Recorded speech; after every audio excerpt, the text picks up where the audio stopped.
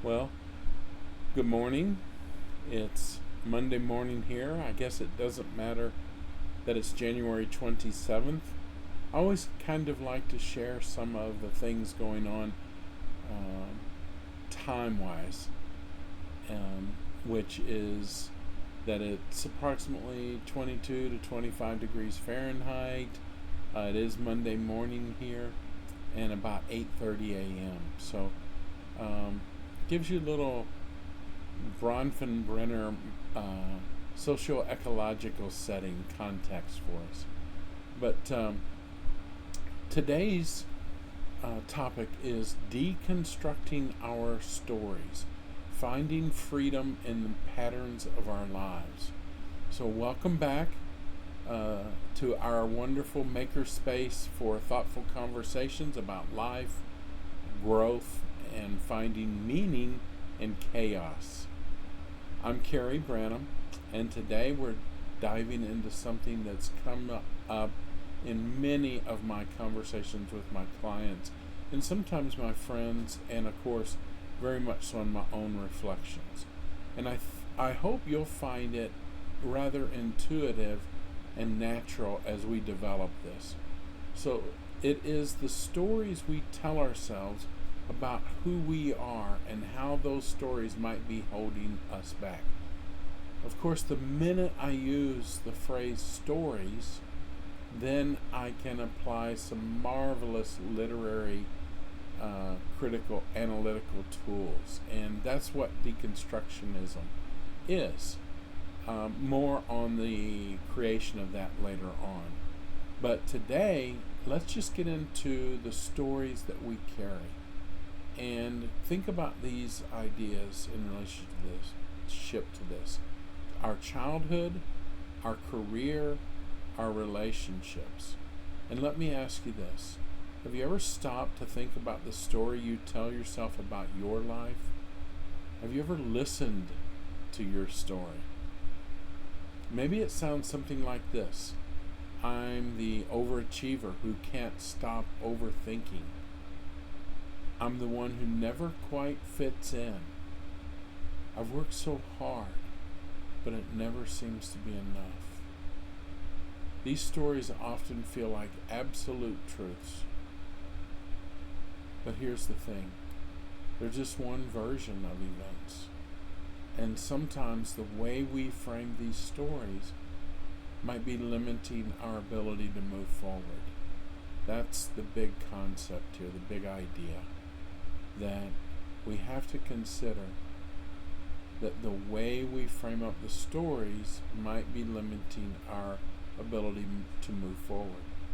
I will also tell you that we cling to our stories even when they're not good, as if they are the strength, the meaning that we have, and the association we have with the stories sometimes is more important to us than anything else, and we won't let them go. So here is something called deconstruction theory, which helps me demonstrate this to myself and others. And it's not just an academic jargon. It's actually a very powerful tool that we can use to look at the hidden powers, our patterns, and our stories. Deconstruction helps us ask questions like, where did this story come from? Does this story still serve me? What parts of it might I be overlooking? When we break down the layers of our narratives, we start to see that our beliefs about ourselves aren't as fixed as they seem. And some common themes in our stories we want to observe.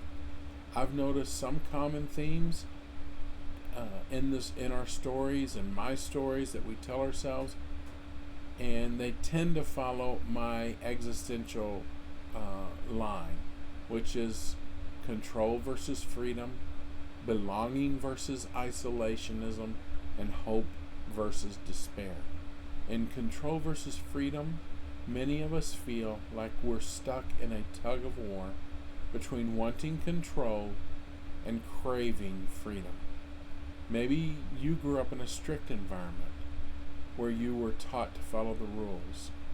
Now, as an adult, you might find yourself overthinking or trying to control everything, only to feel even more trapped. Here's the twist. Sometimes the more we try to control, the less free we actually feel.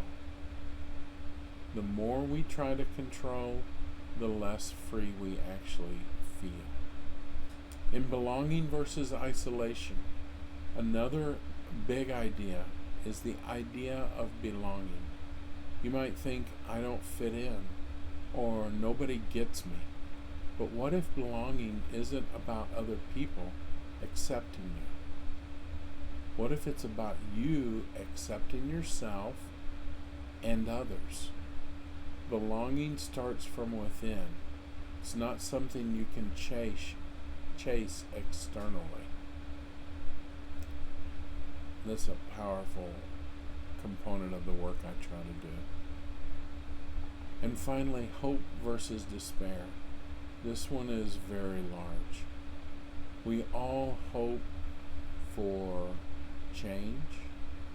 We hope for safety, self-actualization. But that hope can feel fragile when it's paired with fear. Perhaps the fear of failure, the fear of repeating the past. And here's the key. Hope and despair aren't opposites. They can actually fuel each other. The trick is to let hope lead the way while acknowledging that despair might be a part of the process. You'll find this way of thinking very common with me, that when I talk about our other human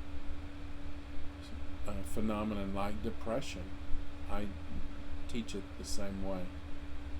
So rewriting your story. Here's the good news. We don't think your story is set in stone. It is dynamic, evolving, and open to interpretation. If there's part of your story that feels heavy, like it's holding you back, ask yourself, what's another way to look at this? What have I learned from this chapter of my life? What do I want the next chapter to look like? Even small shifts in perspective can have a huge impact. For example, instead of saying, I'm stuck in my past, you might reframe it as, I'm learning from my past so I can grow into my future. If you're wondering how to start deconstructing your own story, here are a few ideas. As always, same ideas I come back to. Journaling. Write about a belief or story that you've been carrying. Then ask yourself, is this story helping me or holding me back? Mindfulness. Pay attention to how your body feels when you think about certain narratives. Does it feel tense, heavy, or light? Talk it out. Share your story with someone you trust, a therapist, a friend, or even a support group. Sometimes hearing it out loud can bring clarity. And a few other benefits.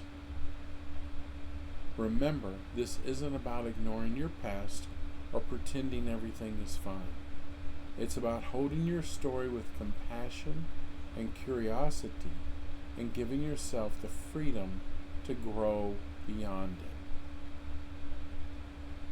I hope this gave you something to think about.